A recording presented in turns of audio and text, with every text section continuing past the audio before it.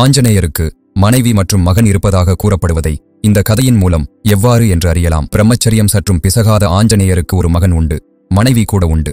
ராம அவதாரம் எடுத்த மகாவிஷ்ணுவிற்கு உதவுவதற்காக மகேஸ்வரனின் அம்சமாக பிறந்தவர்தான் வாயுபுத்திரனான அனுமன்.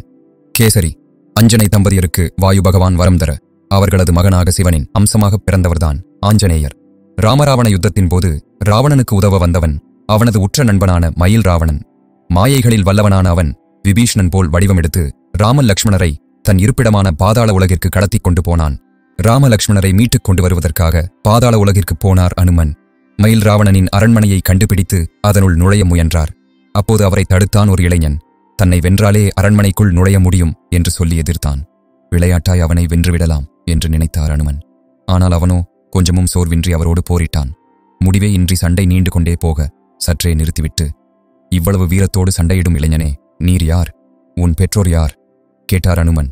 அவன் சொன்ன பதில் அனுமனையே அதிரச் செய்தது. வல்லமை மிக்க வானர வீரரான அனுமனுக்கும் ஸ்வர்ச்சலா தேவிக்கும் பிறந்தவன் நான், மகரத்வஜன் என் பெயர்.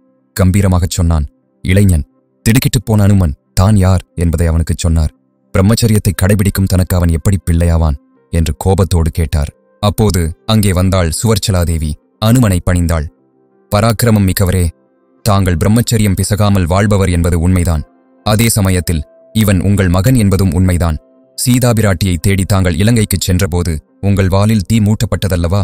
அத்தீயால் இலங்கையை எரித்துவிட்டு கடலிலே உங்கள் வாலை நனைத்து தீயை அணைத்தீர்கள். அப்போது உங்கள் வியர்வை கடலில் விழுந்தது.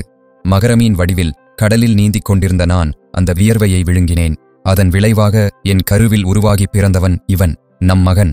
ஆச்சரியத்தோடு ஆஞ்சநேயர் கேட்டுக்கொண்டிருக்க தொடர்ந்த சுவர்ச்சலாதேவி மயில் ராவணன் மாயையால் மயக்கி மகரத்வஜனை அடிமைப்படுத்தி வைத்திருப்பதையும் சொன்னாள். பிரம்மச்சரிய விரதம் கெடாமலே தனக்கு ஒரு மகன் பிறந்திருப்பதை அறிந்து மகிழ்ந்தார் மாருதி.